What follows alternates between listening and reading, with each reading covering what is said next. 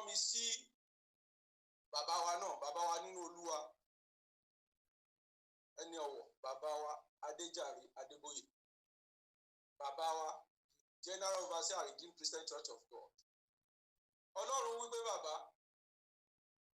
òtijọ́ tẹ bá gbéjọba Redeemed Christian Church of God sílẹ̀ fún ẹni tí òun fẹ́ kẹ́ tó gba ìdáríjì. Ọlọ́run ní ọ̀rọ̀ yẹn yé yín, ó dẹ̀ ní í ṣe pẹ̀lú bí òun Ọlọ́run ṣe mú ìránṣẹ́kùnrin yẹn tó jẹ́ ọmọ bàbá ó ṣe mú tira. Ó ní gbogbo ẹ̀yẹ bàbá. Ọlọ́run ní bí bàbá ṣe kọ́kán, ó ṣe rí nìyẹn.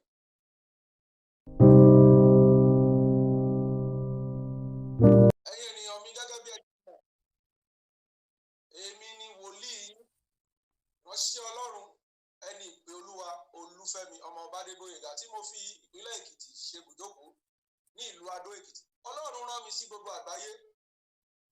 Ọlọ́run pàápàá jùlọ ní Nàìjíríà gan ni, kì í ṣe gbogbo àgbáyé Nàìjíríà. Ọlọ́run rán mi sí orílẹ̀-èdè Nàìjíríà. Ọlọ́run rán mi sí gbogbo ọmọ orílẹ̀-èdè Nàìjíríà pátá.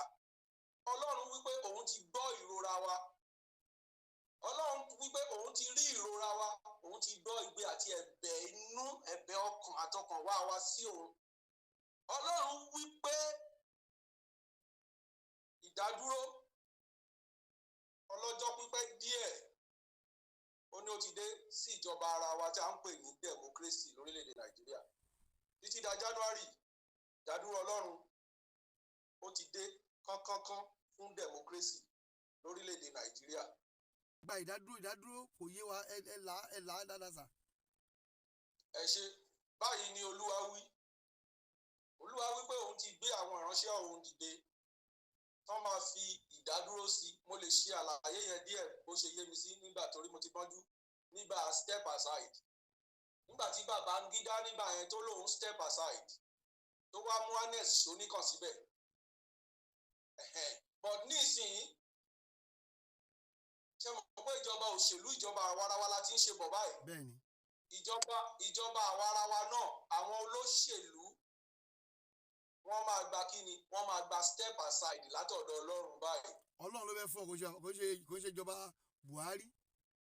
Rárá o, wọ́n ti àwọn ogun Ọlọ́run wọ́n ti parí iṣẹ́. Wọ́n fẹ́ àwọn olóṣèlú Nàìjíríà, wọ́n fẹ́ wọ́n kọ̀, wọn ò ní agbára láti takò. Ìdádúró tí àwọn olóyìnbó ń pè ní pause. Ìdádúró máa wà fún ètò òṣèlú ìjọba ara wa kí January tó parí lórílẹ̀-èdè Nàìjíríà. Eléyìí tí ó máa fààyè gbà. So tẹ́lẹ̀ ṣáájú àsìkò yìí ìpolongo ti lọ, ètò ìdìbò ti àwọn èèyàn ti ń múra, wọ́n ti nọ́ra, kálukú ti ń sá káàkiri. Tí pọ́ọ̀sì bá wáyé ní January, kí ló fẹ́ ṣẹlẹ̀ sí gbogbo àwọn olóṣèlú, kí ló fẹ́ ṣẹlẹ̀ sí wọn? Èrò Ọlọ́run yàtọ̀ sí tènìyàn. Nítorí àwọn olóṣèlú, ohun tó ń ṣẹlẹ̀ sí àwọn ọmọ orílẹ̀-èdè Nàìjíríà láti ìgbà tí wọ́n ti ń jẹ kò kan àwọn olóṣèlú o. Ṣùgbọ́n ohun tó máa ṣẹlẹ̀ sí àwọn ọmọ orílẹ̀-èdè lásán tó ń pè ní ordinary citizen, òun ló kan Ọlọ́run náà báyìí. Èrò Ọlọ́run ní ìsìn ni pé nípasẹ̀ pé ó ti gbọ́ ìgbàdúrà àwọn ordinary citizen, Ọlọ́run mú àtúnṣe bọ̀. Èyí tí àti àwa ordinary citizen àti àwọn olóṣèlú ọ̀hún tó sì máa benefit gbogbo Nàìjíríà lápapọ̀. So ọ̀rọ̀ Ọlọ́run yàtọ̀ sí ti ènìyàn. Ọlọ́run ò bá yàn rò bóyá owó kan, Ọlọ́run ò dá owó mọ́ wa. Bóyá owó kan lẹ́nìkan ti ná, Ọlọ́run kì í ronú bẹ́ẹ̀. Ṣé Ọlọ́run tí wòlíì Èlíjà ó lọ orí òkè lọ gbàdúrà. Ó wá ń sọ̀kalẹ̀ láti orí òkè yẹn láti bí ọjọ́ mẹ́ta tó ti lọ. Ìgbà tó sọ̀kalẹ̀ sí àárín ìgboro, àwọn ọmọ wẹ́wẹ́ tí wọn ò ní ìgbọ́n, wọ́n bẹ̀rẹ̀ sí fi ṣe yẹ̀yẹ́. Wọ́n pè ní apárí, wọ́n bẹ̀rẹ̀ sí kọrin bú. Ọlọ́run òrìṣà ńlá ó dẹ̀ mú kí tẹ́dí àwọn bíà, àwọn ìkòkò ó dẹ̀ mú kán dẹ̀ jáde, wọ́n dẹ̀ jẹ gbogbo àwọn ọmọ yẹn, wọ́n dẹ̀ dìbò wọn jẹ wọn nítorí pé wọ́n tàbùkù ìránṣẹ́ Ọlọ́run. Ọlọ́run kì í ronú bí àwọn ènìyàn ṣe ń ronú. Òrìṣà ni Ọlọ́run. Ẹ pé Ọlọ́run ní òrìṣà, kí lè fi pé Ọlọ́run ní òrìṣà? Ṣé òrìṣà lọ́lọ́run ni? Òrìṣà bẹ́ẹ̀ ni, òrìṣà ni Ọlọ́run. Èmi ò wá, a ò pe èmi láti wá tan àwọn èèyàn bóyá ká kéré òjò. No. Òrìṣà ńlá ni Ọlọ́run. Bíbélì wípé Holy, holy, holy Lord God Almighty.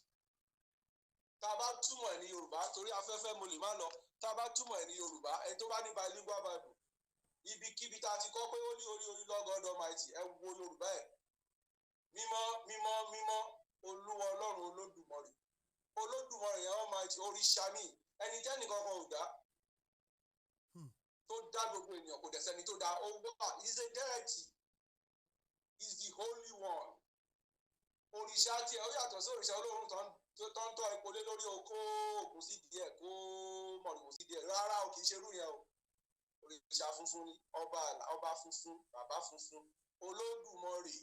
Àwọn tí wọ́n wá. Mímọ́ mímọ́ mímọ́ Olúwa Ọlọ́run Olódùmarè. Àwọn tó mú. Adára rẹ̀ ẹni tó dá ara ẹ̀ tí ìdẹ̀ ń ronú bí ènìyàn. Òrìṣà ni Ọlọ́run. Ìwé mọ́ sọ pé nínú gbogbo òrìṣà kò sí eléyìí tó dàbí rẹ̀.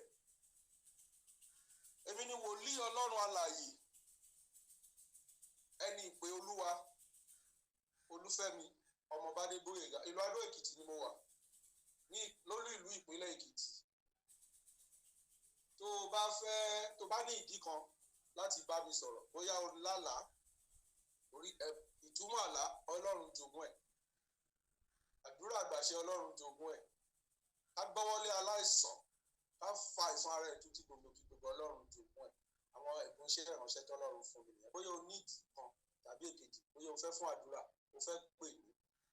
Nọ́mbà mi ni torí ìtàwọn tó bá wà ní ilẹ̀ òkèèrè á fi +234 síwájú ẹ̀ +234 7037 993902 lẹ́ẹ̀kan sí +234 7037 993902. Jẹ́ n gbàdúrà fún ọ níbikíbi tó bá ti wà tó bá ti share message torí mo máa ń fẹ́ káwọn èèyàn táwọn náà ṣiṣẹ́ fọ́lọ́run. Mo ń sọ fáwọn èèyàn mi ní káàkiri ìlú òyìnbó pé iṣẹ́ gbogbo ẹ̀ ń ṣe fọ́lọ́run gbogbo akáṣà gbà lọ́wọ́ Ọlọ́run kọ́lọ́run dáhùn àdúrà wa kí ni ojúṣe ẹ̀ náà fún Ọlọ́run. Ẹ wo ìránṣẹ́ Ọlọ́run yẹn ọba Ìsíkáyà nínú Bíbélì ó ṣàìsàn lójú ikú. Ọlọ́run sọ pé kí wòlíì Àìsáyà kó lọ sọ fún pé kò ní rìkọ́bà lórí àìsàn yẹn o orí àìsàn yẹn ló máa kú sí. So kó ṣe wíìlì ẹ̀ kó palẹ̀ ilé ẹ̀ mọ́. Wòlíì Àìsáyà lọ bá ó dẹ̀ sọ fún bẹ́ẹ̀. Kábíyèsí yẹn ó wo wòlíì Àìsáyà báyìí ó wá kọjú sógiri lórí bẹ́ẹ̀dì. Wòlíì Àìsáyà bá tiẹ̀ lọ. Wòlíì Àìsáyà ò tí ì padà débi tó ń lọ. Ọba Ìsíkáyà sọ fún Ọlọ́run pẹ̀lú ẹkún pé kábíyèsí rẹ Olódùmarè ṣé irú eléyìí ló wá tọ́ sí mi pẹ̀lú bí mo ṣe ń sìn ẹ́ tó pẹ̀lú bí mo ṣe ń ṣe déédéé níwájú rẹ pẹ̀lú bí mo ṣe ń fi gbogbo ohun ìní mi tí mo fi ń sìn ẹ́ ìwọ Ọlọ́run ṣé irú eléyìí ló wá tọ́ sí mi. Wo ọba Ìsíkáyà ó pè Ọlọ́run níjà pẹ̀lú pé òun ń ṣe fún Ọlọ́run. Ẹ wo wòlíì Àìsáyà ò tí ì débi tó ń lọ Ọlọ́run padà sọ fún pé mo ti gbọ́ igbe ìránṣẹ́ mi padà lọ sọ fún pé ara ẹ̀ máa yá ó máa dìde lórí àìkété yẹn tó bá òun tún wá fi another 15 years òun tún fi kún ọjọ́ gan tó yẹ kó wá lò lórí òkè èèpẹ̀.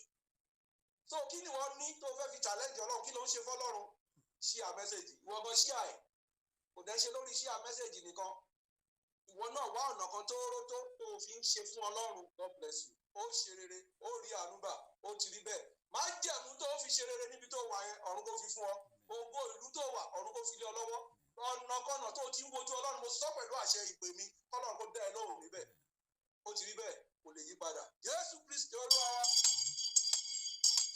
Nọ́mbà yín sà ẹ fún wa nọ́mbà yín sà nọ́mbà yín. Nọ́mbà mi +234 7037 993902. Ẹ ṣeun. +234 7037 993902. God bless you. Gbogbo wa ó ṣeré.